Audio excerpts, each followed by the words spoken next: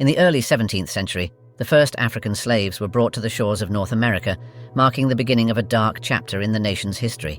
The transatlantic slave trade, which had begun in the late 15th century, saw an estimated 12.5 million Africans forcibly transported across the Atlantic between 1525 and 1866, with around 10.7 million surviving the brutal journey. This human cargo, torn from their homes and families, would become the backbone of the American economy for generations. In 1619, the first recorded African slaves, numbering around 20, arrived in Point Comfort, Virginia, aboard a Dutch ship. This event, though small in scale, set the stage for the systematic enslavement of Africans in the American colonies. As the Ghanaian scholar and poet Abena Busia poignantly observed, the story of the African in the Americas begins with a river of tears and a trail of blood. The emergence of slave farms in America was driven primarily by economic motivations. As European colonists settled the New World, they quickly realized the immense potential for agricultural profit. However, the labor-intensive nature of crops like tobacco, cotton, and sugar required a significant workforce. Indentured servants, primarily from Europe, were initially used to meet this demand, but as the need for labor grew, plantation owners turned increasingly to African slaves. In 1705, the Virginia General Assembly passed a law stating that all slaves were to be held in perpetual servitude, effectively codifying the practice of chattel slavery. This legislation was a response to the growing demand for cheap labor and the perceived need to maintain strict control over the African population. Benjamin Franklin, in a 1773 letter to Dean Woodward, lamented the hypocrisy of the slave trade, writing, "Pharisaical Britain, to pride thyself in setting free a single slave that happens to land on thy coasts, while thy merchants in all thy ports are encouraged by thy laws to continue a commerce whereby so many hundreds of thousands are dragged into a slavery that can scarce be said to end with their lives."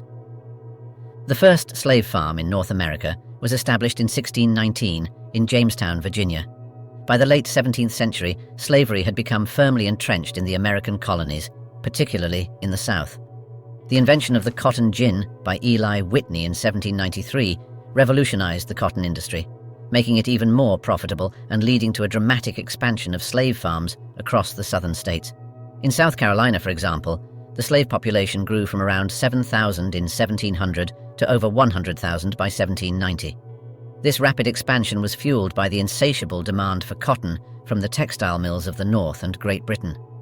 As the abolitionist William Lloyd Garrison observed in 1831, "We are going to decide the question whether the slave-holding, soul-driving system shall be continued, whether the bosoms of our northern freemen shall be made the receptacles of its spoils, and their hearts the abettors of its abominations." Slave farms quickly spread across the American South, concentrating in the coastal regions of South Carolina, Georgia, and Virginia, as well as the fertile lands along the Mississippi River in Louisiana and Mississippi. The 1860 United States Census recorded a slave population of nearly 4 million, with the majority living and working on the estimated 46,200 plantations throughout the South. In Louisiana, the number of slaves grew from around 4,000 in 1720 to over 331,000 by 1860, with many working on the state's infamous sugarcane plantations. The Whitney Plantation in Wallace, Louisiana, which is now a museum dedicated to the history of slavery, serves as a stark reminder of the brutality and scale of the slave trade. As the former slave and abolitionist Henry Bibb wrote in his 1849 autobiography, "Slavery is a system of inhumanity that is founded in blood, cherished in blood, and can only be abolished in blood." Life on these slave farms was brutal and dehumanizing. Slaves were subjected to backbreaking labor from sunrise to sunset, with little rest and often under the threat of physical punishment. Frederick Douglass, a former slave who became a prominent abolitionist, described the conditions on a plantation in his 1845 autobiography, Narrative of the Life of Frederick Douglass, an American Slave. The slaves selected to go to the Great House Farm for the monthly allowance for themselves and their fellow slaves were peculiarly enthusiastic. While on their way, they would make the dense old woods for miles around reverberate with their wild songs, revealing at once the highest joy and the deepest sadness. Douglass's vivid account of the slaves' songs highlights the complex emotions they experienced, a bittersweet mix of joy and sorrow that characterized their daily lives. Another former slave, Harriet Jacobs, who escaped to freedom in the North, described the psychological toll of slavery in her 1861 autobiography, Incidents in the life of a slave girl. Slavery is terrible for men, but it is far more terrible for women. Superadded to the burden common to all, they have wrongs and sufferings and mortifications peculiarly their own. The crops cultivated on these farms varied by region, but the most common were cotton, tobacco, and sugarcane. By 1860, the South was producing 75% of the world's cotton, with the majority grown and harvested by slaves. Tobacco, which had been a staple crop since the colonial era, also relied heavily on slave labor. On Louisiana's sugarcane plantations, slaves endured particularly harsh conditions, working in extreme heat and humidity to cultivate and process the crop. In 1853, Solomon Northup, a free-born African-American who was kidnapped and sold into slavery, described the grueling work on a Louisiana sugarcane plantation in his memoir, 12 Years a Slave. The hands are required to be in the cotton field as soon as it is light in the morning, and with the exception of 10 or 15 minutes, which is given them at noon to swallow their allowance of cold bacon, they are not permitted to be a moment idle until it is too dark to see, and when the moon is full, they oftentimes labor till the middle of the night. Northup's account underscores the unrelenting nature of slave labor and the inhumane conditions endured by those forced to work on these plantations. The economic impact of slave farms on the American economy was immense. By 1860, the value of the South's slave population was estimated at $3 billion, equivalent to nearly $75 billion today. Slave-grown crops accounted for more than half of all U.S. exports, and the textile mills of the North and Great Britain relied heavily on slave-picked cotton. This economic dependence on slavery made the issue of abolition a contentious and divisive one, ultimately contributing to the outbreak of the American Civil War in 1861. In an 1854 speech, the abolitionist Wendell Phillips declared, "The North has nothing to do with slavery, so they say, but slavery has something to do with the North. It enters into its politics, deranges its industry, makes cowards of its public men, corrupts its churches, hardens the hearts of its people, and lowers the standard of its morality." Shadows of the Plantation, the harrowing reality of enslaved life in America. As the first rays of sunlight crept over the horizon, the enslaved people of the American South were already toiling in the fields. From the tobacco plantations of Virginia to the cotton fields of Mississippi, the daily life of an enslaved person was characterized by back-breaking labor, unimaginable suffering, and the constant threat of violence. In the words of former slave Henry Bibb, "I was a slave, a prisoner for life. I could possess nothing, nor acquire anything but what must belong to my keeper." This sentiment was echoed by countless others, such as Mary Prince, a West Indian slave who later became an abolitionist in England. In her 1831 autobiography, she wrote, "I have been a slave myself. I know what slaves feel. I can tell by myself what other slaves feel, and by what they have told me. The man that says slaves be quite happy in slavery, that they don't want to be free, that man is either ignorant or a lying person." The living conditions for enslaved people were abysmal, with families often crammed into tiny, dilapidated cabins. At the Magnolia Plantation in South Carolina, archaeological evidence suggests that some slave cabins measured a mere 10 feet by 12 feet, housing up to 10 individuals. Privacy was non-existent, and the meager furnishings typically consisted of nothing more than rough wooden bunks and a few cooking implements. Frederick Douglass, in his 1845 autobiography, described the sleeping arrangements on the plantation where he grew up. "The children unable to work in the field had neither shoes, stockings, jackets, nor trousers given to them. Their clothing consisted of 2 coarse linen shirts per year. Similar conditions were found on plantations across the South, such as the Evergreen Plantation in Louisiana, where the slave quarters consisted of 4 rows of 22 cabins each, housing over 150 slaves at its peak in the mid-19th century. As the abolitionist and former slave Sojourner Truth famously declared, "I have borne 13 children, and seen most all sold off to slavery, and when I cried out with my mother's grief, none but Jesus heard me." Food was scarce and of poor quality, with enslaved people often subsisting on a diet of cornmeal, pork fat, and molasses. On some plantations, slaves were forced to grow their own vegetables in small garden plots to supplement their meager rations. In his 1853 memoir, Solomon Northup recounted the inadequate provisions given to slaves on a Louisiana plantation. The allowance of each slave per week was a peck of corn and 3 or 4 pounds of pork, or in lieu of pork a bushel of sweet potatoes with a modicum of salt, which they used to boil their hominy and season their greens. This sparse diet led to widespread malnutrition and diseases such as pellagra, a vitamin deficiency that causes diarrhea, dermatitis, and dementia. The workday for enslaved people was long and grueling, typically lasting from sunrise to sunset. On cotton plantations, slaves were expected to pick a minimum of 200 pounds of cotton per day, a task that left their fingers bloody and their bodies exhausted. Failure to meet these quotas often resulted in severe punishments, such as whippings, beatings, or even mutilation. In his 1855 autobiography, My Bondage and My Freedom, Frederick Douglass described the brutality of plantation overseers. The louder she screamed, the harder he whipped, and where the blood ran fastest, there he whipped longest. This violence was not limited to adults. Children as young as 3 or 4 were put to work on plantations, often as water carriers who brought water to field hands, or as babysitters for the plantation owners' children.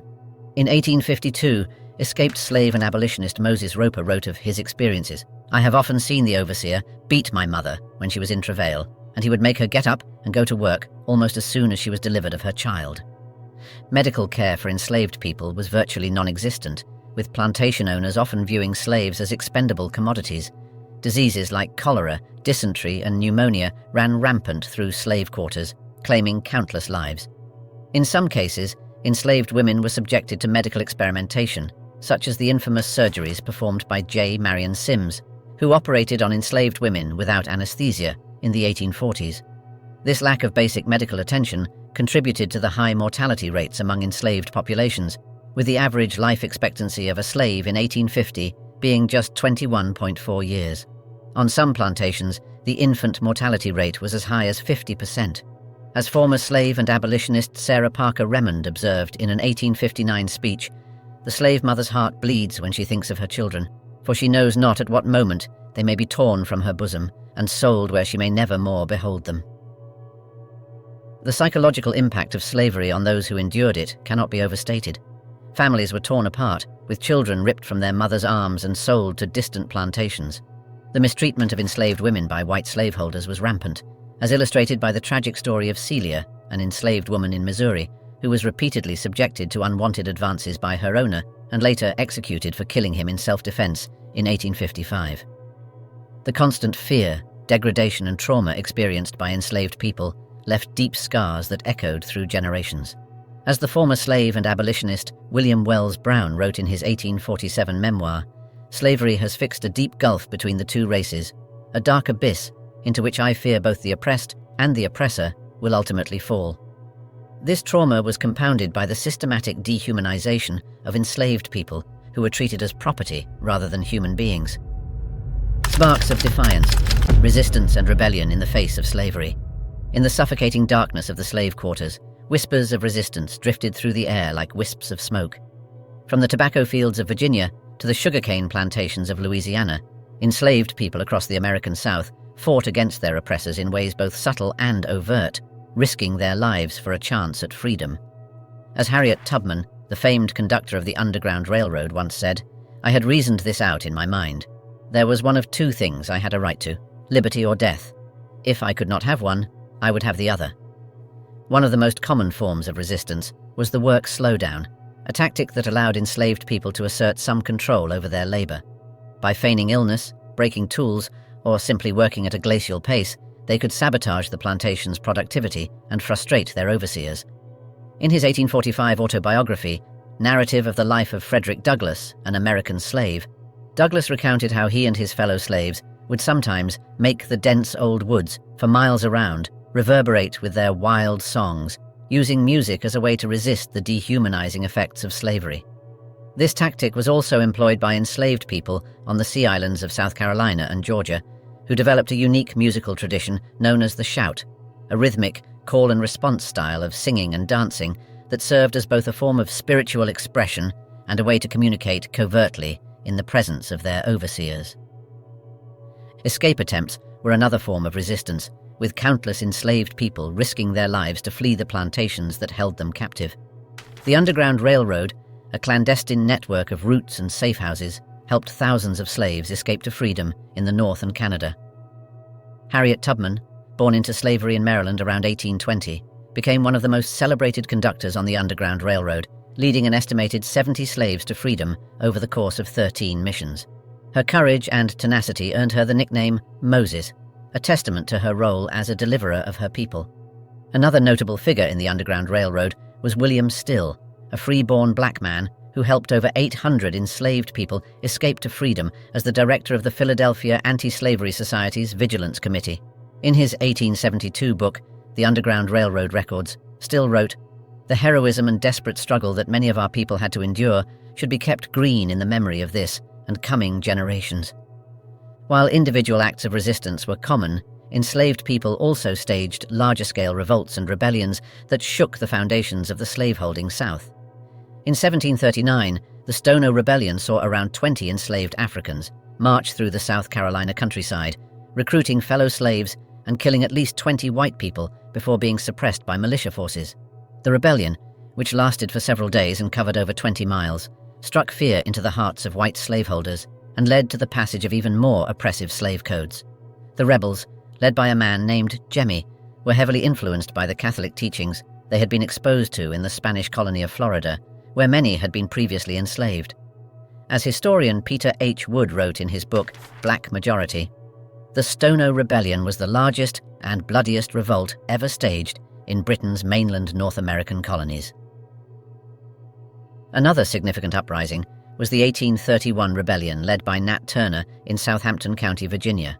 Turner, a deeply religious man who believed he had been chosen by God to lead his people to freedom, gathered a group of around 70 enslaved and free black people and embarked on a campaign of violence against white slaveholders. Over the course of 2 days, Turner and his followers killed an estimated 55 white people before being captured by militia forces. The rebellion sent shockwaves through the South, leading to heightened paranoia among white slaveholders and the passage of even stricter laws governing the lives of enslaved people. In the aftermath of the rebellion, Turner was captured, tried, and hanged, but his legacy lived on as a symbol of resistance and a warning to those who would seek to keep black people in chains. As Turner himself declared before his execution, "I am here loaded with chains, but this is nothing compared to the chains with which I have been bound by my fellow creatures." The German Coast Uprising of 1811, which took place in Louisiana, was the largest slave revolt in U.S. history. Led by Charles Deslandes, an enslaved man originally from Haiti, the rebellion involved an estimated 200 to 500 slaves who marched on New Orleans with the goal of establishing an independent black republic. The rebels, armed with cane knives and makeshift weapons, burned plantations and killed several white people before being brutally suppressed by militia forces. In the aftermath of the uprising, over 100 slaves were killed, many of them beheaded and their heads displayed on pikes as a warning to others. The rebellion was heavily influenced by the Haitian Revolution of 1791 to 1804, which saw enslaved people overthrow their French colonial oppressors and establish the first independent black republic in the Americas. As one of the rebel leaders, Cook declared during the uprising, "We will show these whites that we are men, not beasts of burden." Despite the brutal reprisals that followed these rebellions, the spirit of resistance could not be extinguished. As William Wells Brown, a former slave and abolitionist, wrote in his 1847 memoir, "The slave has been deprived of his rights, his liberty, and even his name. He is a thing, a chattel personal, a piece of property, a marketable commodity. And yet he is a man, with all the attributes of manhood and all the feelings and affections of humanity." This sentiment was echoed by Maria Stuart, a free black woman who became one of the first women to speak publicly against slavery in the 1830s. In an 1833 speech, she declared, "O ye daughters of Africa, awake, awake, arise, no longer sleep nor slumber, but distinguish yourselves. Show forth to the world that ye are endowed with noble and exalted faculties." The chains that built an economy, slavery's central role in America's rise. In the sweltering heat of the southern sun, the rhythmic sounds of pickaxes and shovels reverberated through the sprawling cotton fields. From sunup to sundown, enslaved men, women, and children toiled under the watchful eyes of overseers, their labors fueling the economic engine that would propel the United States to global prominence. As the abolitionist Frederick Douglass observed in his 1845 memoir, Narrative of the Life of Frederick Douglass, an American Slave, the slaveholding regime regards the slave not as a sentient being, but as a thing, a commodity, an article of merchandise, a chattel. This dehumanizing view was codified in law, as evidenced by the 1705 Virginia Slave Code. which declared that all Negro, mulatto, and Indian slaves shall be held, taken, and adjudged to be real estate. The economic importance of slave labor to the American economy, particularly in the southern states, cannot be overstated. By 1860, there were nearly 4 million enslaved people in the United States, representing a staggering 13% of the total population. The vast majority of these individuals were concentrated in the agricultural regions of the South, where they formed the backbone of the plantation system. On the eve of the Civil War, the value of enslaved people as property was estimated at $3.5 billion, equivalent to approximately $10 trillion in today's dollars. As historian Walter Johnson notes in his book, River of Dark Dreams, Slavery and Empire in the Cotton Kingdom, slavery was not just a labor system, it was the nation's largest financial asset, worth more than all of America's railroads and factories combined. This point was underscored by the 1860 U.S. Census, which revealed that the value of the South's enslaved population was greater than the combined worth of all the nation's railroads, factories, and banks. The profits generated by slave labor were not confined to the plantation owners themselves, but rather permeated every aspect of the American economy. The cotton picked by enslaved hands in the South was shipped to textile mills in the North, where it was transformed into cloth for clothing and other goods. By 1850, cotton constituted more than half of all U.S. exports, and the revenues from these exports helped to finance the nation's westward expansion, the growth of its cities, and the development of its burgeoning industries. As Senator James Henry Hammond of South Carolina famously declared in an 1858 speech, "Cotton is king, and no power on earth dares to make war upon it. Cotton is king."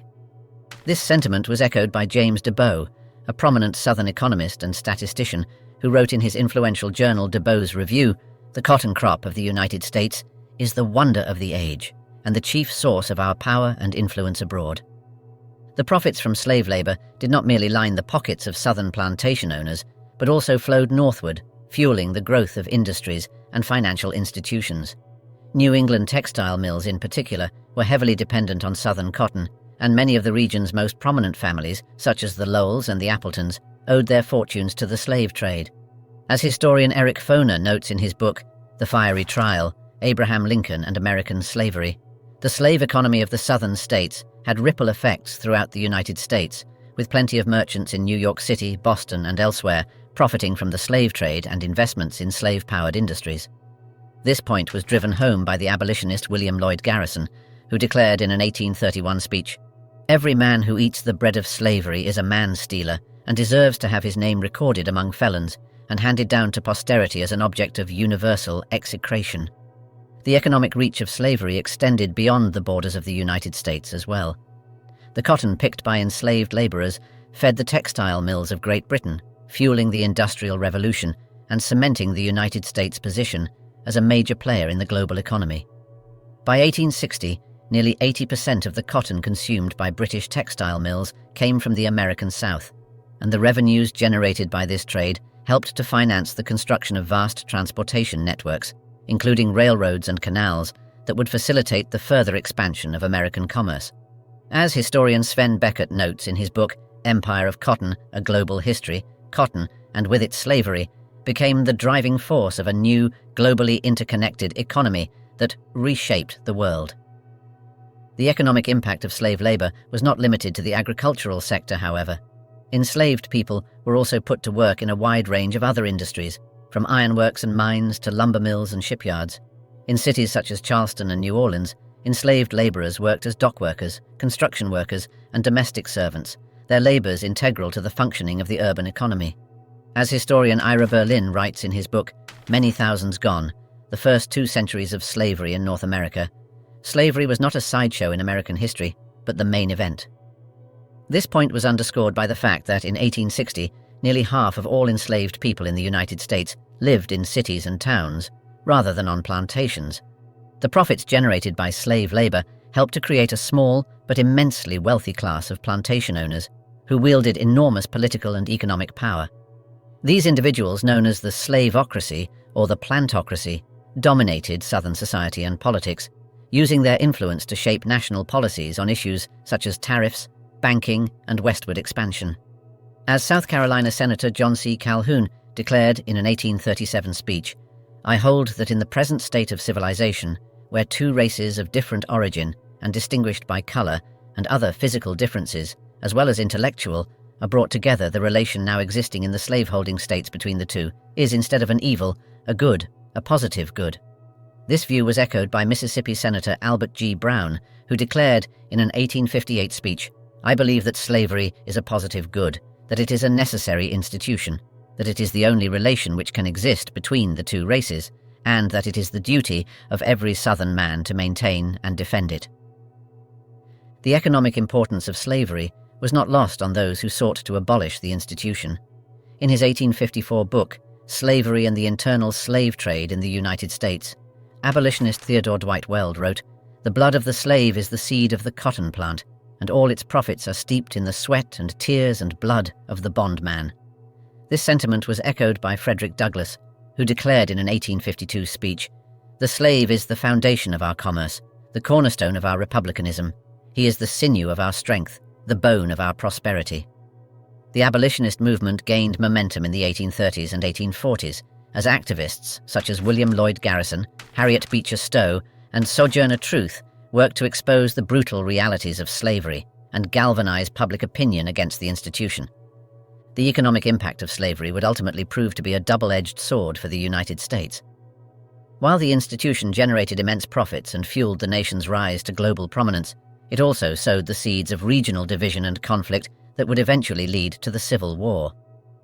As Abraham Lincoln observed in his second inaugural address, delivered in the waning days of the conflict, "Fondly do we hope, fervently do we pray, that this mighty scourge of war may speedily pass away.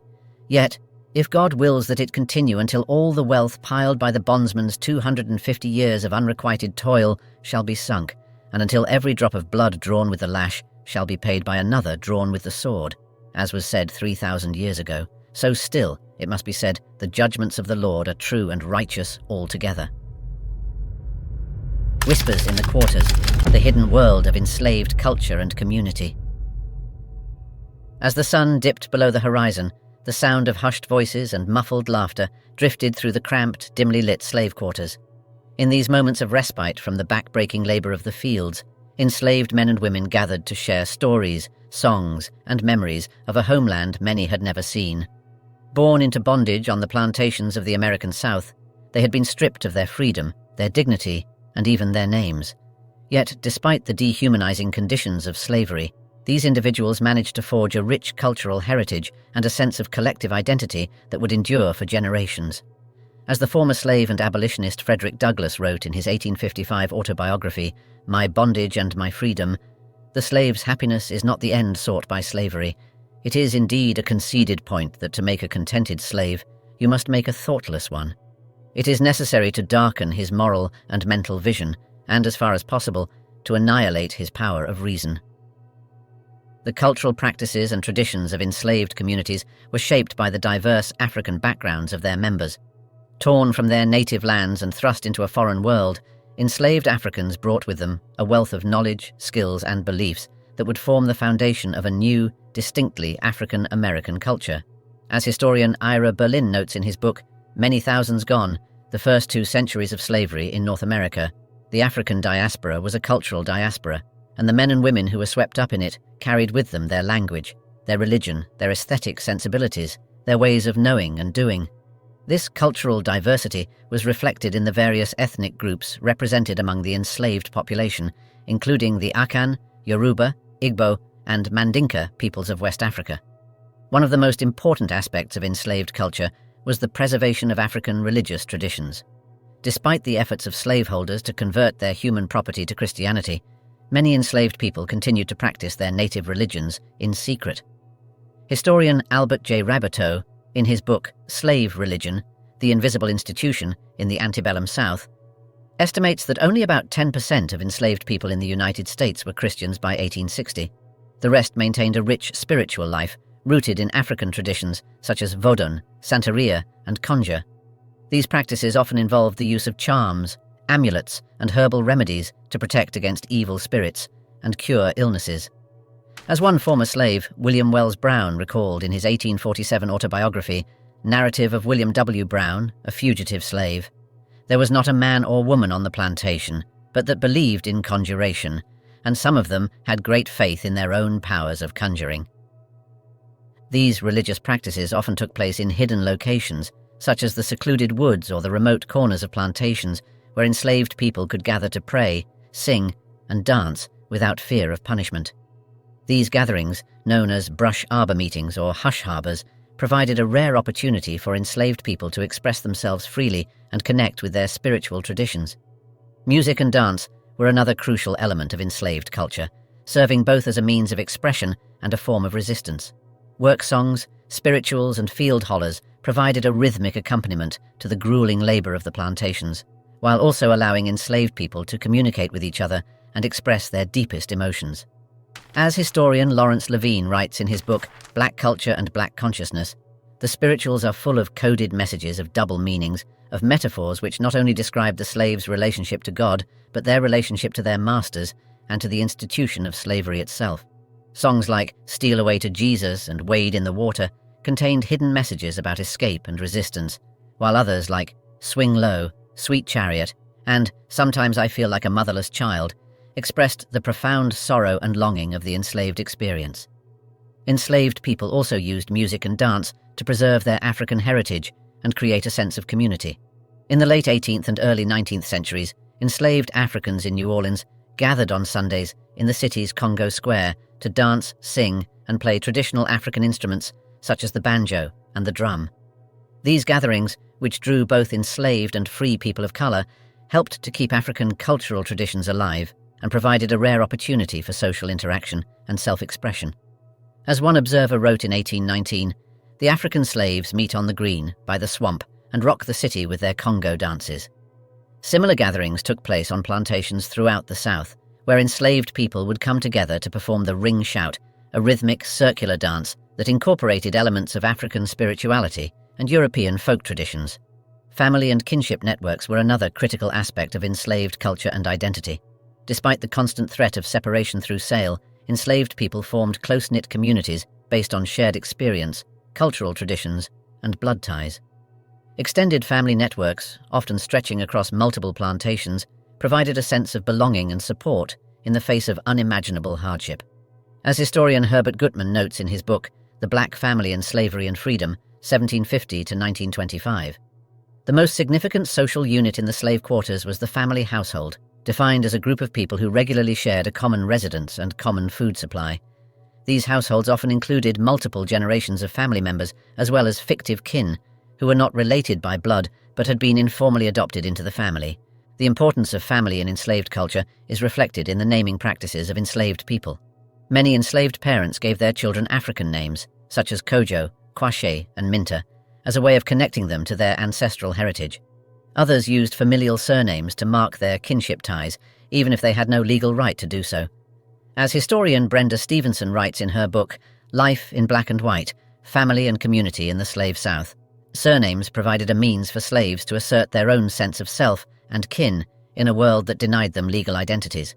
This practice is exemplified by the story of Sojourner Truth, who was born into slavery in New York in 1797 with the name Isabella Baumfree, but later chose the name Sojourner Truth to reflect her new identity as a free woman and an activist for abolition and women's rights.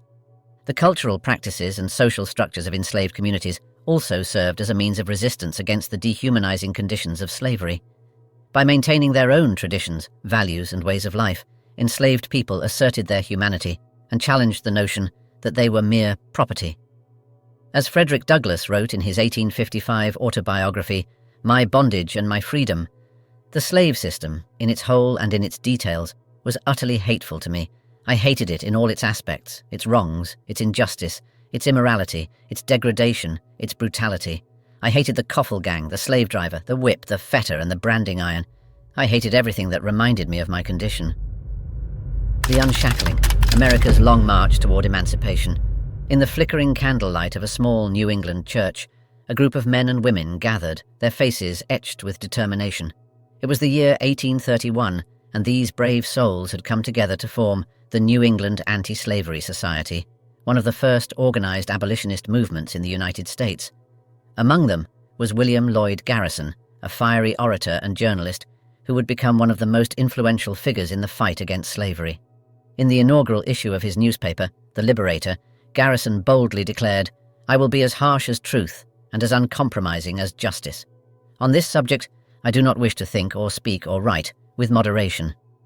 Garrison's uncompromising stance was shared by many of his fellow abolitionists, including the Quaker poet John Greenleaf Whittier, who wrote in his 1833 poem, The Slave Ships, "No more shall the sighing of the slave, the shrieks of his tortured kindred rise.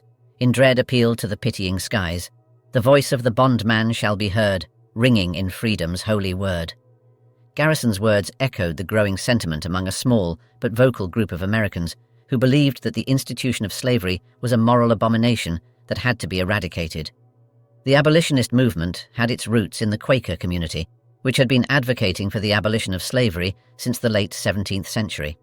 In 1775, the Quaker abolitionist Anthony Benezet founded the Society for the Relief of Free Negroes, unlawfully held in bondage, the first abolitionist society in North America.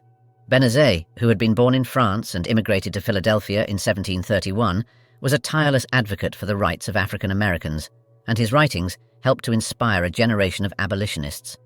As he wrote in his 1762 pamphlet, A Caution and Warning to Great Britain and Her Colonies, "The Negroes are our fellow creatures and have immortal souls.